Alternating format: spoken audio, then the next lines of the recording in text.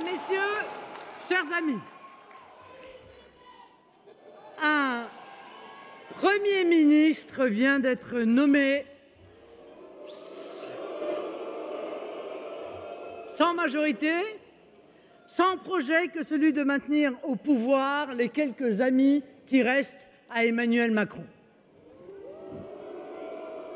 Que Jupiter veuille l'admettre ou non, le peuple n'a pas voulu, pour son second mandat, lui donner tous les pouvoirs. Le premier avait suffi. On a payé pour voir. Plus de 1 000 milliards de dettes, l'effondrement du pouvoir d'achat, l'explosion migratoire et sécuritaire, bref, le déclassement de la France, et un déclassement pas seulement pour les agences de notation. On se demande même comment Emmanuel Macron peut-il conserver le moindre crédit auprès de quiconque avec des résultats aussi catastrophiques. Alors, il s'obstine à ne pas le voir, mais les faits sont têtus et les chiffres le sont davantage encore. Il n'est pas majoritaire, ni à l'Assemblée et encore moins dans l'opinion. En 2017, souvenez-vous, il disposait d'une confortable majorité. En 2022, déjà, Emmanuel Macron ne disposait plus que d'une majorité relative. En 2024, sa situation parlementaire s'est aggravée. Non seulement il n'a plus de majorité, mais sa coalition qui s'effiloche de mois en mois est largement devancée à l'Assemblée nationale. En 2024, déjà, il y avait eu, rappelez-vous, la sanction électorale des européennes, où la liste du Rassemblement national, conduite par Jordan Bardella, réalisa un score double de celui de la Macronie.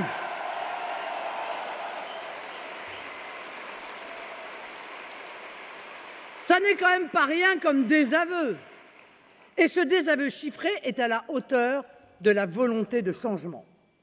Car si les Français ne cessent ainsi de restreindre progressivement les capacités d'action institutionnelle d'Emmanuel Macron par un soutien parlementaire de plus en plus mince, c'est parce qu'après 8 ans, ils aspirent à une autre politique. Alors, aspirer à une autre politique, eh bien, en matière électorale, cela prend le nom d'alternance. Je l'ai dit et je le répète, l'alternance, c'est normal en démocratie, c'est sain, c'est essentiel. L'idée qu'il n'y a pas d'autre solution que le pouvoir en place est absurde en démocratie. Elle est une sorte d'intimidation intellectuelle vaine de ceux qui n'ont plus rien à avancer. C'est justement cette aspiration au changement, fortement exprimée, que Emmanuel Macron est incapable de voir ou d'admettre. Et sa seule réponse est de la contrarier par des artifices, des enfumages, des moulinets dans le vide. L'alternance nationale viendra. Si ce n'est pas aujourd'hui, ce sera demain.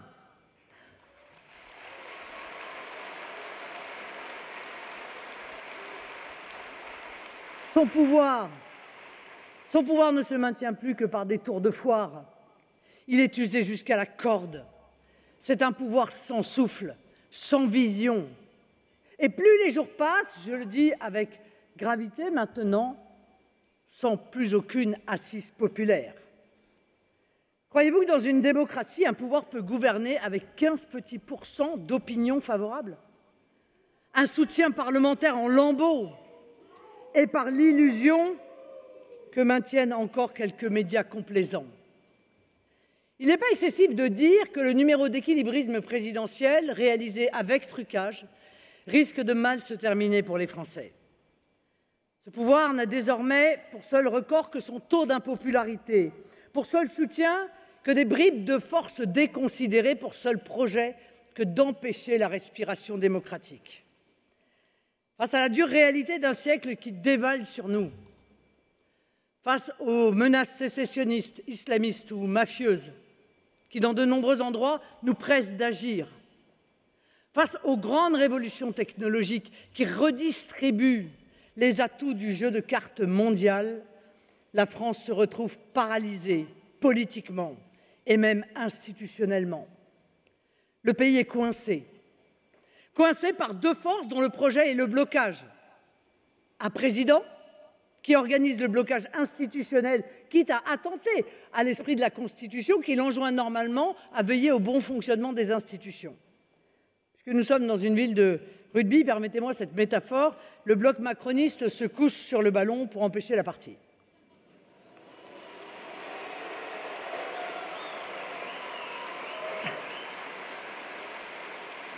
D'un autre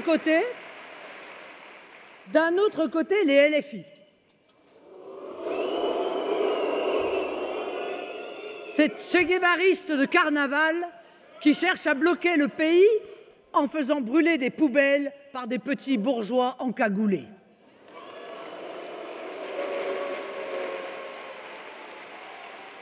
Or, ce dont le pays a besoin, ce n'est pas de blocage, mais d'un déblocage, d'un nouveau souffle, d'un souffle qui balaye l'atmosphère confinée du macronisme.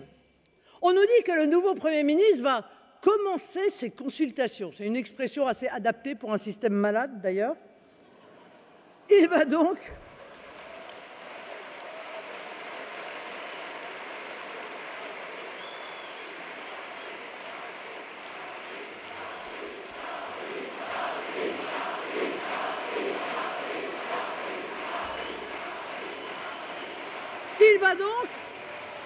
il va prendre son bâton de pèlerin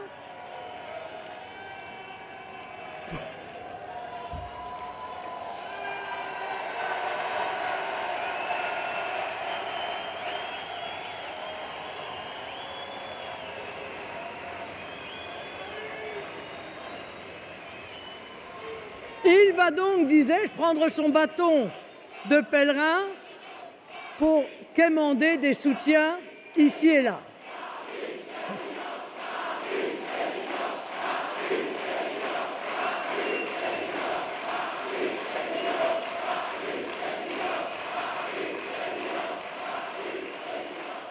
Merci.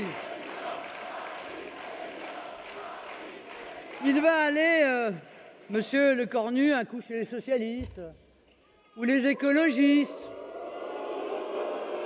une autre fois chez LR, en comptant sur sa bonhomie pour séduire, sur sa courtoisie pour fédérer et sur son parcours politique sinueux pour faire jouer d'anciennes amitiés et réunir ainsi ceux qui sont prêts à tout pour être ministres de quelque chose.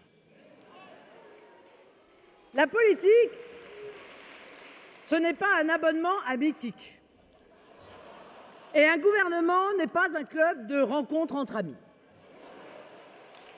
Un gouvernement, c'est d'abord une équipe qui porte un projet cohérent et sérieux pour le pays. C'est une action dans l'intérêt collectif parce que derrière les décisions, il y a des hommes et des femmes, des familles et des entreprises, des vies et des destins. Un gouvernement tient du sacerdoce au service de la nation. La presse complaisante nous présente cela comme une nouvelle méthode. En termes de cuisine, cela s'appelle l'art d'accommoder les restes.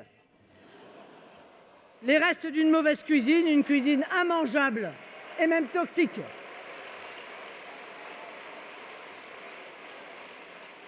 Qui peut sérieusement penser que le salut du pays viendra de ces petits calculs, de ces marchandages d'arrière-boutique politique, de ces misérables combinaisons de couloirs? Qui peut croire qu'un grand projet bienfaisant et fédérateur puisse naître de ces bricolages politiciens? Où croyez-vous que cet attelage sans chevaux, cette carriole sans roues et cette conduite sans cocher pourra nous amener?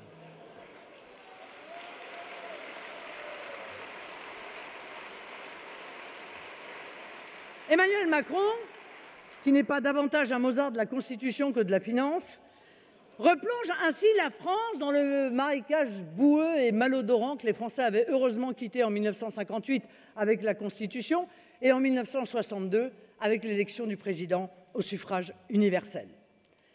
Par cette politique aveugle au réel, il a réussi un tour de magie, transformer les plus belles institutions de notre histoire, celles de la Ve République, en des institutions paralytiques dignes de la défunte 4e.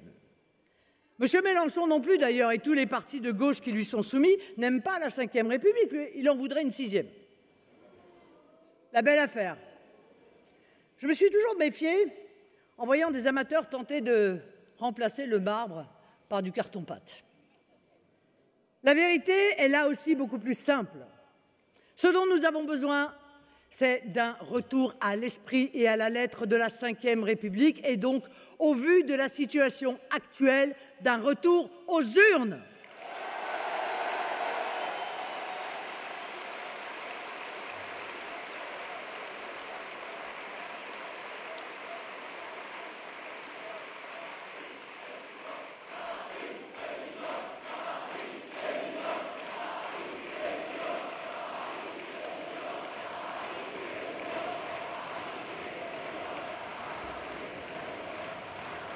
Je vous sens impatient. Mais c'est vrai que la seule solution pour ça, à court terme, c'est de dissoudre l'Assemblée nationale. Cette décision, elle appartient au président de la République. C'est cela qui rendra à la France une majorité claire et un gouvernement enfin aligné sur les demandes du peuple, enfin aux exigences des Français.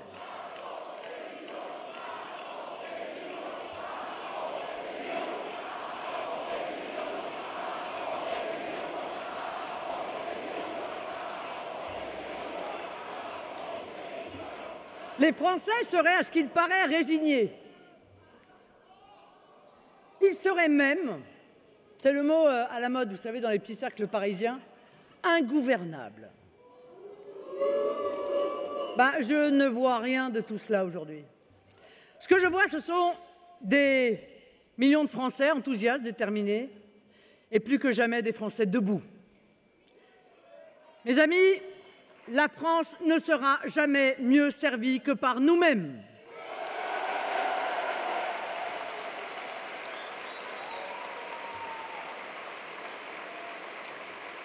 Cela dit, je sais aussi que malgré votre force et votre enthousiasme, vous ressentez sans doute aussi une forme d'exaspération devant l'état de la France. Une angoisse croissante lorsque vous pensez à l'avenir et de plus en plus souvent une colère légitime après 8 ans, 8 années interminables de mandat d'Emmanuel Macron. Depuis 2017, toutes les actions conduites par le président de la République ont été autant de pierres ajoutées au fardeau des Français. Oh, il y a une longue liste de marques de mépris, les gens qui ne sont rien, les chômeurs se mettent à traverser la rue pour trouver du boulot, les travailleurs auxquels il indiquait doctement que le meilleur moyen de se payer un costard, c'est de bosser. Mais en fait, autant de symboles d'une déconnexion, d'une arrogance assumée vis-à-vis du peuple. Et puis, il y a aussi eu la brutalisation permanente, sociale et fiscale. La réforme des retraites de 2023, infligée en passant par l'article 49.3, l'explosion des prix de l'énergie qui avait déjà mis les gilets jaunes sur les ronds-points pendant de longs mois et qui dissuade aujourd'hui des Français de se chauffer. La hausse continue de la pression fiscale sur la France du travail, avec des fins de mois qui commencent non plus le 28 mais le 15 et un pouvoir d'achat qui s'effondre. Et puis surtout, il y a eu derrière l'agitation, derrière les grands débats, les conventions citoyennes, derrière les sommets, dont le titre, c'est plus chic, était toujours en anglais d'ailleurs, comme Choose France. Il y a eu derrière tout cela une formidable, une insupportable stagnation. Et la stagnation, mes amis, en politique, ça s'appelle le déclin. La stagnation, ce sont 500 000 immigrés qui entrent chaque année légalement sur notre sol et dont seuls 10% travaillent. La stagnation, ce sont les usines qui ferment, ce sont les hôpitaux qui ne fonctionnent plus, ce sont les logements de plus en plus rares et donc de plus en plus chers. Ce sont les banlieues gangrénées par les mafias et qui peuvent désormais s'embraser au moindre prétexte. Aujourd'hui, c'est quasiment une émeute par jour dans tous les coins de France. C'est une France déconsidérée sur la scène internationale, au point que plus personne, ni à Bruxelles, ni à Washington, ni à Pékin, ni à Alger, n'attache d'importance à ce qu'elle dit ou à ce qu'elle fait. Tout simplement parce que la France, sous la présidence d'Emmanuel Macron, est devenue ce pays qui peut dire, selon l'humeur du prince, tout et son contraire. Un pays qui peut faire chaque jour l'inverse de ce qu'il proclamait la veille. Et lorsque l'on gouverne contre le peuple, en démocratie, on ne produit que de l'instabilité, de la frustration, de la peur et alimenté par une gauche extrémisée, du chaos. Depuis 8 ans, Emmanuel Macron a renoncé à ce qui est l'objet même de la démocratie, donner corps aux volontés de la majorité des citoyens. C'est cela la post-démocratie. Avoir si peu de respect pour le peuple qu'on juge plus prudent de l'écarter des décisions. Cela se traduit depuis 8 ans par une infinité d'exemples. Lorsque la France accepte contre ses agriculteurs le traité de libre-échange avec le Mercosur, lorsque la France accepte contre ses citoyens et leur sécurité le pacte européen pour l'immigration et l'asile qui organise une immigration massive et incontrôlée et qui prévoit des amendes imposées par Bruxelles en cas de refus d'immigrants disséminés dans les campagnes. Lorsque la France accepte contre ses chefs d'entreprise un accord commercial honteux conclu par la Commission européenne signé par Mme von der Leyen avec les États-Unis. Lorsque la France accepte contre l'intérêt de ses familles et de ses industries les règles du marché européen de l'électricité qui font flamber les factures. Lorsque la France accepte contre la volonté des Mahorais de laisser arriver chaque année sur son sol des dizaines de milliers de clandestins comme en rien. Lorsque la France accepte contre l'honneur de tout son peuple de courber l'échine devant le régime oppresseur algérien qui le dénigre et l'insulte quotidiennement. Permettez-moi d'ailleurs, mes chers amis, d'adresser un fraternel message de soutien à notre compatriote, l'écrivain Boualem Sansal, emprisonné à l'heure où je vous parle dans les geôles d'Alger.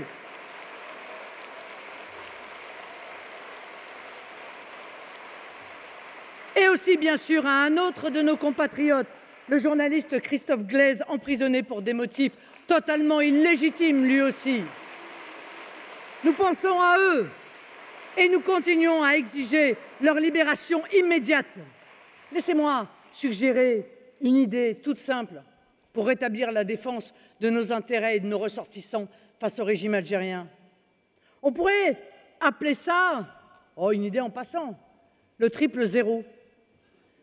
Pour tout pays qui bafoue la France et ses intérêts, par exemple, en refusant de reprendre ses criminels et délinquants expulsés, 0 aide publique au développement, 0 transfert de fonds privés et surtout 0 visa.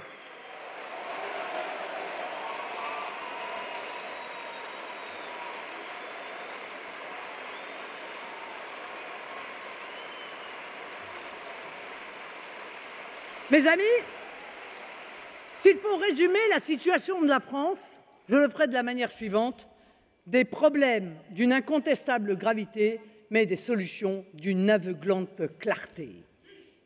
Tout n'est ici, comme très souvent, qu'une affaire de volonté politique, pas le reflet d'une soi-disant fatalité. Moi, je crois profondément qu'un responsable politique qui invoque la fatalité pour justifier ses échecs ou ses lâchetés, quand ce ne sont pas les deux, ne mérite pas le titre de responsable. Prenons l'exemple de la crise budgétaire qui occupe le débat public en ce moment. Au cas où cela vous aurait échappé, l'éphémère Premier ministre François Bayrou projetait d'augmenter les impôts des Français de 20 milliards d'euros. Mais à l'entendre, il n'y avait pas le choix. Vous savez, comme ces régimes ultralibéraux des années 80 qui avaient inventé la formule « il n'y a pas d'alternative ». Mais rien n'est plus mensonger. Depuis des années, nous avons érigé un principe simple. Avant de demander le moindre effort aux Français, l'État doit drastiquement supprimer les politiques dogmatiques et toxiques pour le pays et réduire son train de vie dispendieux.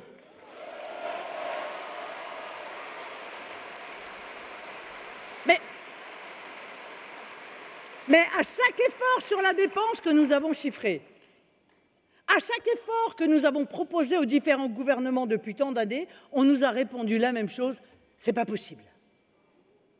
C'est pas possible. Réaliser des économies massives sur l'immigration, de guichets sociaux qui coûtent aux contribuables près de 20 milliards d'euros par an, mais ce ne serait pas possible. Protéger la propriété privée en rendant le squat impossible, ce qui inciterait des milliers de propriétaires à remettre des biens en location et contribuer à enrayer la pénurie de logements, ce ne serait pas possible. Réduire notre contribution nette, délirante à l'Union européenne qui dépasse désormais les 10 milliards d'euros par an, ce ne serait pas possible. Conduire enfin une politique de lutte contre les fraudes sociales, fiscales, aux importations et lutter contre les ententes qui grignotent le pouvoir d'achat pour récupérer au moins 15 milliards d'euros par an, ah non, ce ne serait pas possible. Réduire le train de vie des administrations publiques, là, vous savez, en simplifiant le millefeuille territorial et en supprimant des dizaines d'agences, organismes, opérateurs, comités théodules dont plus personne ne sait à quoi ils servent, ce ne serait pas possible non plus. Instaurer la priorité nationale pour le logement, pour les prestations sociales, pour les allocations familiales. En clair, permettre à la France qui bosse de bosser pour elle-même et pas pour le monde entier. Bon, vous n'y pensez pas. Ça n'est pas possible. À chaque fois qu'un responsable politique utilise cette piteuse dérobade, il vous ment. S'ils ne le font pas, ce n'est pas parce que ce n'est pas possible. S'ils ne le font pas, c'est parce qu'ils ne veulent pas le faire. Et comme ils refusent d'admettre qu'ils ne le veulent pas, ils vous racontent qu'ils ne le peuvent pas. Or, je vous le dis avec toute la force qui m'anime, il n'y a aucune fatalité et c'est possible. L'immigration de guichet social partout en Europe, au Danemark, en Suède, en Autriche et désormais en Allemagne, pourtant soumis aux mêmes textes européens, qui vivent comme nous dans l'espace Schengen, eh bien, ils obtiennent des résultats spectaculaires, pas par chance, par la volonté politique. Rien qu'en rétablissant des contrôles stricts aux frontières en un an, l'Allemagne a connu une baisse de près de 50% des demandes d'asile. Vous m'avez bien entendu, près de 50% de baisse.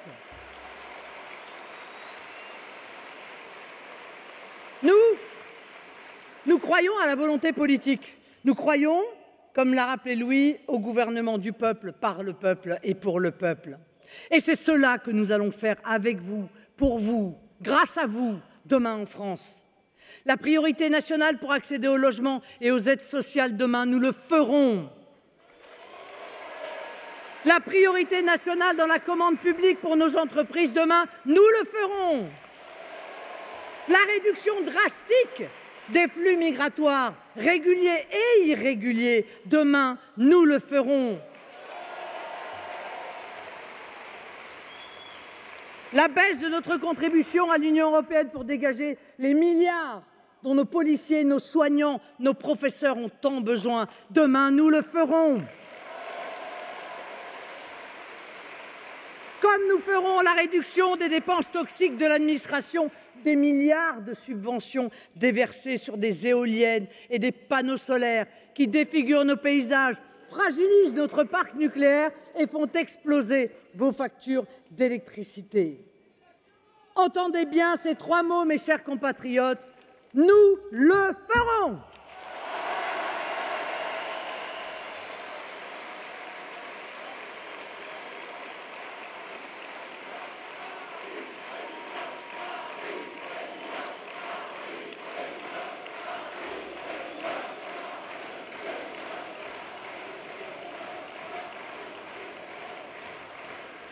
Gardez ces trois mots en permanence à l'esprit et surtout dites-les.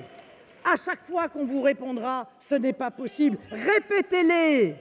Car je ne supporte pas l'idée même que vous puissiez, que le peuple français puisse se résigner. Car nous sommes un peuple fier, un peuple volontaire, un peuple debout. Alors ne vous méprenez pas sur mes intentions en vous disant tout cela, chers amis. Vous connaissez mon tempérament, bon, on ne se refait pas. Je suis une femme déterminée, optimiste, combative, et je ne vais pas m'en excuser.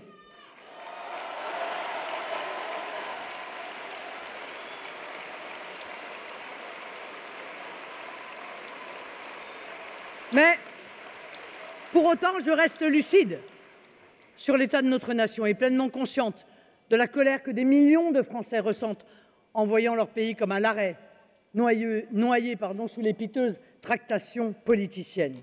Je vous ai dit tout à l'heure 3 mots, nous le ferons. Je voudrais vous en dire 3 autres, nous sommes prêts.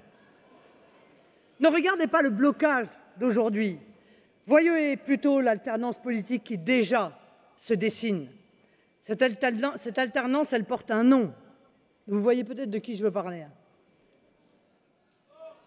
Il vient de fêter ses 30 ans.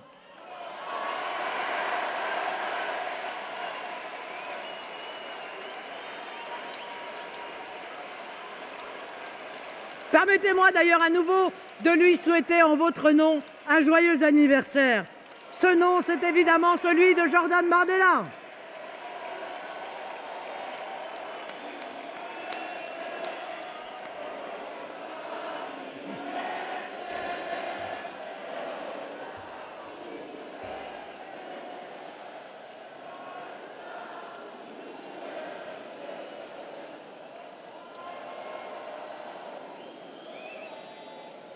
Lorsque ce gouvernement déjà oublié sera censuré, probablement dans quelques semaines ou dans quelques mois, eh bien vous serez à nouveau appelés aux urnes.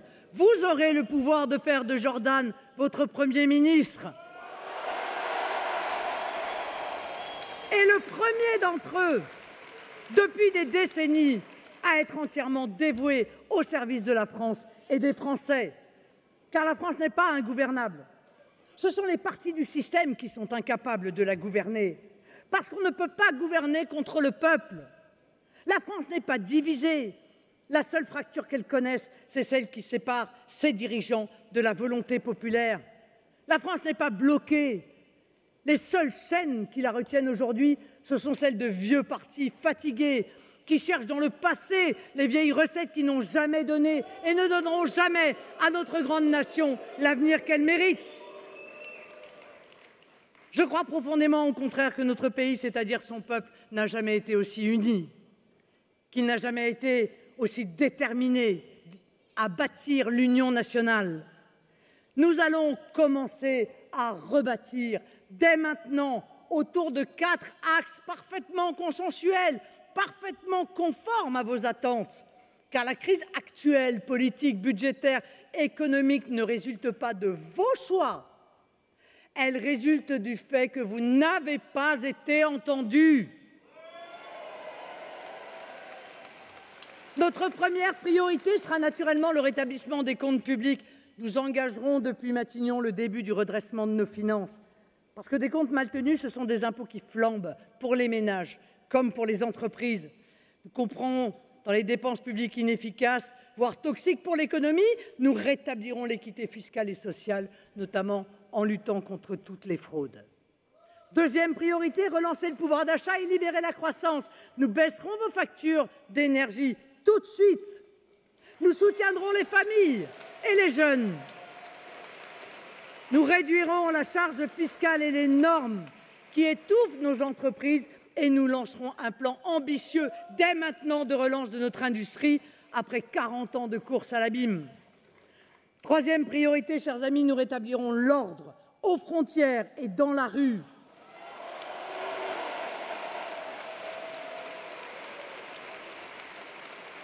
Nous réduirons drastiquement les flux migratoires entrants.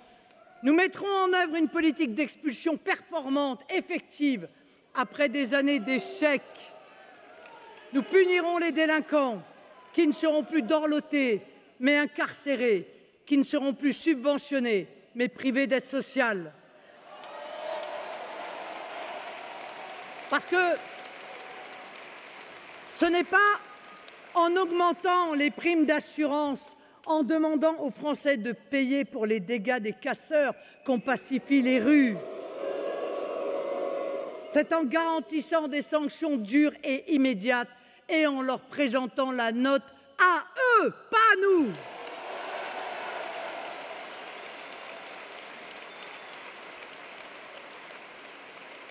Voilà pourquoi nous mettrons fin aussi au laxisme judiciaire et nous protégerons nos forces de l'ordre, dont l'un des membres a encore été jeudi dernier lynché à Tourcoing par une bande de racailles.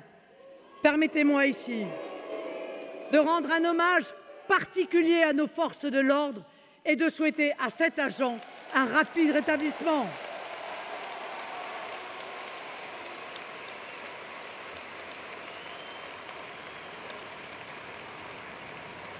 Merci pour nos policiers, merci pour nos gendarmes, merci pour nos agents pénitentiaires.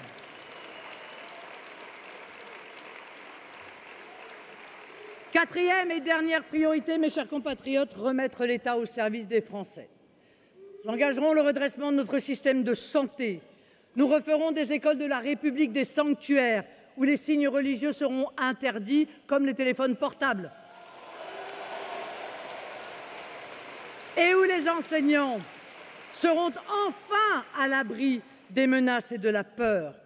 Nous lèverons les restrictions absurdes au logement, les DPE, les zéro artificialisation nette qui étouffent le marché immobilier dans notre pays. Tout cela, nous pouvons le faire depuis Matignon. C'est fou, nous, tout ce qu'on peut faire en fait en étant Premier ministre. Et ce que nous commencerons dès demain depuis Matignon, nous l'amplifierons après-demain depuis l'Élysée.